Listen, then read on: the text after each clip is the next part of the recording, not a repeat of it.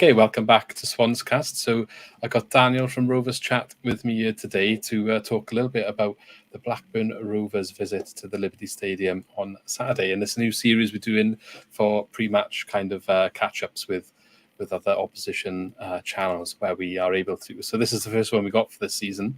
So welcome, Daniel. Thanks for joining us. Hi, thanks for having us on. I'm looking forward to speaking about Saturday's game. Yeah, and I'll chuck all your links obviously in the chat as always, not the chat, the description. But if you could just maybe tell everyone where your channel is, where your Twitter is, and where they can find you. Yeah, so you can find us on YouTube at Rovers Chat. Twitter's Rovers Chat _.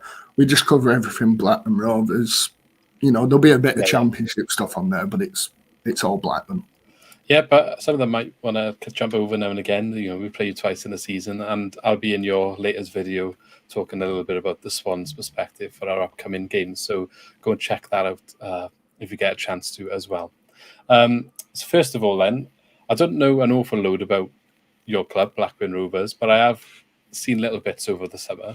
And I'm right in saying you've got a new manager and a little bit of a change this summer with some transfers as well. So is there anything you can tell us about some of those changes? Yeah, so the biggest one was Tony Mowbray leaving. 5.5 years he spent at the club, and obviously it's a big transition, isn't it? 5.5 years for any manager's unheard of really now. So he left. We kind of expected to go down the proven manager route, like a Daniel Farke or even a Carlos Carvalhal, someone who's at least done something in the Championship before. But we didn't. We ended up with John Dale Thomason, who was at Malmo for 2 years. A really surprise appointment. I think he weren't even mentioned in the betting for 3 or 4 weeks, and then one night he kind of shot down from 40-1 to say 3-1, and suddenly he become the manager. So that was obviously the biggest change. We've lost a lot of talent. We've lost the captain Darragh Lenihan to Middlesbrough. Ryan Nyambe's gone to Wigan. Joe Rothwell's gone to Bournemouth. So that's like 3 players who have been there throughout Mowbray's time, really, all gone. So they're to replace. Just a lot of change, you know, even behind the scenes in terms of the club structure, everything's changed. So this year feels, the word that everyone's been using is transition, and I think that's going to be our season, really. Yeah. So we had last year, so I empathise with you on that one and how up and down it could potentially be. Carlos Carvalhal linked with you. That's interesting. Obviously, the manager that got relegated with Swansea. I mean, I think it's harsh to say that because he didn't do the damage. He was just the guy in the seat when we went down. Yeah. But yeah, that would have been interesting if he had taken over. And as for those 3 players you just mentioned, I'm surprised they've all left on free transfers. Like, I guess it's because their contracts run down. But across the Championship this season, it seems so many free transfers, players leaving and getting signed. Like, there's no money being thrown around by the look of it. So were you shocked to see them go for free, or gutted to see them go for free? Darragh Lenihan, definitely. I think he's been here since he was 15. And we had the chance to get him down on a contract, and we didn't. And to be fair, he was the one last season that played throughout, like, no loss of commitment whatsoever. He could have easily given up, you know, if injuries, you know, he could have picked up an injury and been out for 6 months, but he kept going, kept fighting. Joe Rothwell, I think we expected for about a year. We nearly went to Bournemouth in January. They kind of put a 3 million bid in, and we accepted it by, if you come off quite a lot of reports. So he was always expecting. So were Ryan Nyambe. I think Nyambe is the least loss of the 3. He's always had a bit of a hit and miss injury record. He didn't even play for Wigan on the opening day, which says a lot about his injuries. So Lenihan, I was gutted, definitely gutted. Rothwell, his head didn't seem in it for the last 3 months, and I wasn't too fussed about Nyambe, even though he's another one who's been here probably 15 years. Frustrating to lose out on 3 million. Now he's gone to the Premier League for free, though, I guess. Yeah. But, I guess that's a sign of the times of the clubs in the league at the moment. Everyone's struggling a little bit financially. Some of the incomings then, again, I can't lie to say that I'm fully clued up on all of them. Obviously, Callum Britton, right back from Barnsley.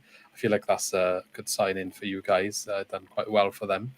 And also, Tyler Morton is being praised quite a lot, or people are excited for him. Yeah, he's obviously rated highly by Klopp.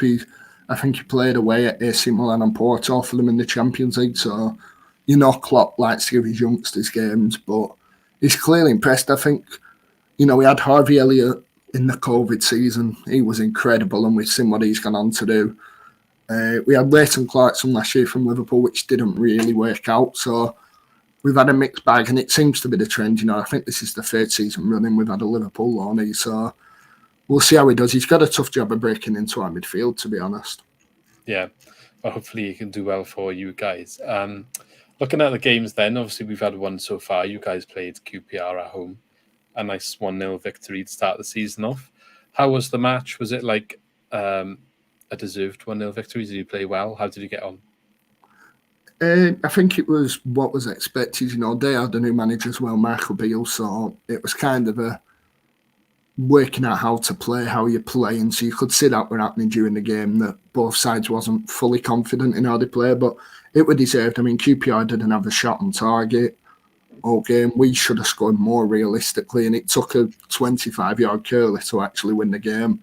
So it was a deserved win. We scored the hardest chance of the lot, which sounds about right for Rovers. That's how we like to do it. Sounds familiar to our goal on the weekend. Yeah, well, that's it.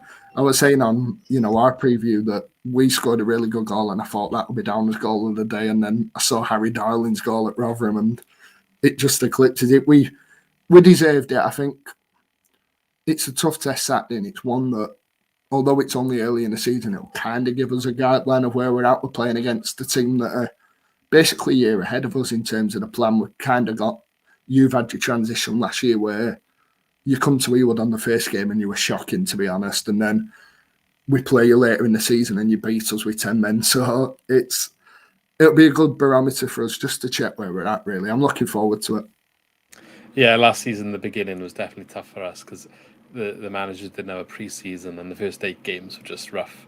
But you could tell they weren't fit. They just didn't know what was going on. It was hard, but it's come together, and hopefully going into this year now, we're going to start to move up the table. But what key players should we be looking out for in this game? Obviously, just mentioned in your pre-match that there is a former Swan potentially probably going to start the game in Ryan Hedges.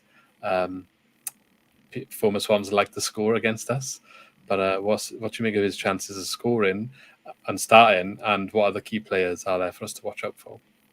Yeah, Ryan Hedges has been it's been a good signing. We had interest in him for about 18 months, and we finally signed him last January. Made his debut at Swansea actually, and he kind of grew into it. The season ending come at a bad time for him. He just finally broke into the team fully and was impressing. He's had pre-season now, played more minutes than anyone else, and he looks good. He'll play in the number 10 role probably. I can see him having that. He's a big physical guy who deals well with the ball.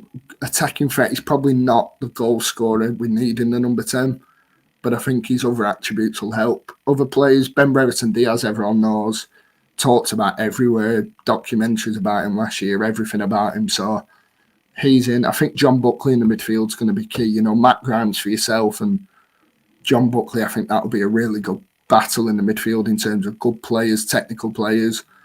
Buckley's took a new role this year, and he sits deep and he just passes the ball left and right, long balls, short passes, reads the play really well. I think he's one of these players that you come end of the season and people will start realising how good he is and actually talking about him, and that's probably a bad thing for us because whenever your player starts getting talked about, he goes in the shop window a bit more. So probably Buckley, Brereton Diaz, and I think Hedges will start in that cam role.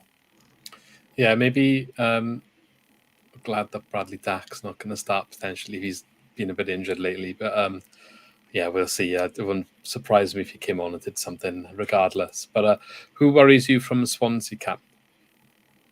I think Joe Pirro, we discussed him before, and just the way he can score from anywhere, I think that worries me. If it's a player who can just put the ball in from 6 yards out, you can kind of try and play him out the game a bit. But when it's someone like Pirro who can just open up and hit one in, you've got to manage that better. So I think that he's one I really like. Obafemi, I were hoping we'd sign him, really. I know we missed that sitter at Rotherham that we talked about, and we won't go into it again, but I think he's another talent. For what I found with Swansea, I've looked at your team a bit, and some good players. Matt Grimes, again, like I mentioned, former Rover, he worries me that we've got that habit of conceding to former Rovers. So I think you've got a strong team.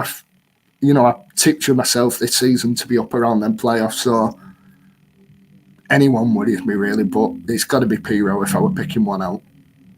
Matt Graves can score a decent goal, but he didn't score one last year, so I wouldn't worry too much about him scoring potentially. I mean, I'd love it if he does. Don't get me wrong, but I'm not gonna put money on that one. Finally, then score prediction for this game. It's tough. I think us taking any points back up to Lancashire would be great. I'll go for a 1-1, I think we'll lead and then we'll concede, and it'll be a bit of a backs against the walls and try and stop you scoring. And again, we've got that new manager bounce. We've got a bit of something about us this year. We're a pressing team, really, and maybe we'll tire towards the end, but we looked good last game. I'll go 1-1, but if I don't see us winning, if anyone's going to win, it'll be Swansea. But I'll say 1-1 because I don't like backing us to lose. That's fair enough. I'm quite the same. Like I did just say in your podcast, I'm saying 2-1 or 1-0 win for Swansea, but I've just got to back us to win at home, because if we've got the aspirations of trying to knock on the door of the playoffs, this is where we need to start winning our home games, especially against teams like yourself who might be in a transition year with a new manager. I'm sure you're going to come good, but it's like that sort of thing. Now, we had that last year, so now we have to take advantage where maybe we got taken advantage of before. So it'll just be interesting to see if we can do that. And if we can't, maybe down the line, who knows what's going to happen and where the questions lead to then. But that's obviously some way away.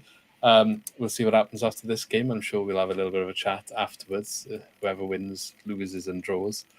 But yeah, thank you very much for joining us. If you want to remind everyone where they can find your content. Yeah, Rovers Chat on YouTube, Rovers Chat _ on Twitter. Check us out for anything Blackburn. And thanks for having me on. I'm looking forward to coming down on Saturday. Fingers crossed it's nice weather as well. Yeah, I hope you have a good away day. I think I've never visited our ground as an away fan, so I can't fully tell you how the experience is. But I think it's decent. There's perhaps not as many pubs around the local area as what would be nice, but I'm sure you'll find something. Or Wine Street's not that far away. You can go there for a couple before the game, I'm sure. Yeah, I've been down a few times.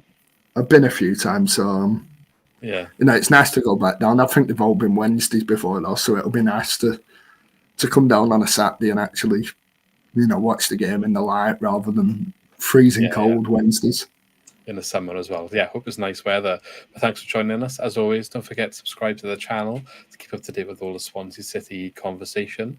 Thanks for Daniel for joining us. We'll chuck all your links in the description below, and we shall catch you on the next video. Thank you very much.